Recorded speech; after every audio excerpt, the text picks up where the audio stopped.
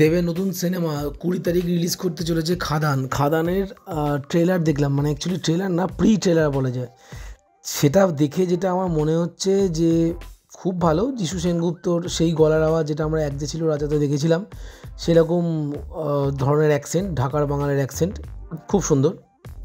কিন্তু মুশকিলটা হচ্ছে, দেবকে দেখে যেটা মনে হচ্ছে যে আমরা তাহলে হয়তো কেজিএফ এবং সালার এর যে বেঙ্গলি ভার্সান হতে পারে তার একটা ঝলক দেখতে চলেছি।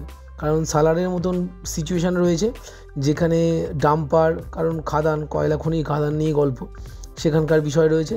এবং তার সঙ্গে সঙ্গে কেজিএফের মতন লুকস দেবের, অর্থাৎ রকির মতন লুকস দেবের, সেটাও কিন্তু আমরা দেখতে পাচ্ছি। ঠিক আছে, ভালো কথা, এটা খুব ভালো, পজিটিভলি নিলাম আমি।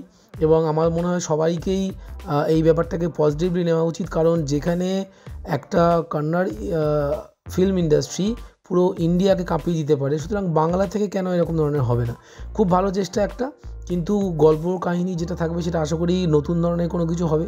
কারণ মহাদেবের ছবিও দেখলাম, ট্যাটু করা রয়েছে হাতে। তো হাতে একটা ট্যাটু যেহেতু ডেভিলের ছিল, সালার এতে আমাদের দেবরাথ রাইসারের বাঁ হাতে ছিল, যেটা সেটা ডেভিলের সাইন ছিল, তো এখানে মহাদেবের সাইন দেওয়া রয়েছে। মহাদেব অবশ্যই the god of everything, the god of দেবাদিদেব, সুতরাং সেদিক দিয়ে ভাবতে গেলে ঠিকই আছে।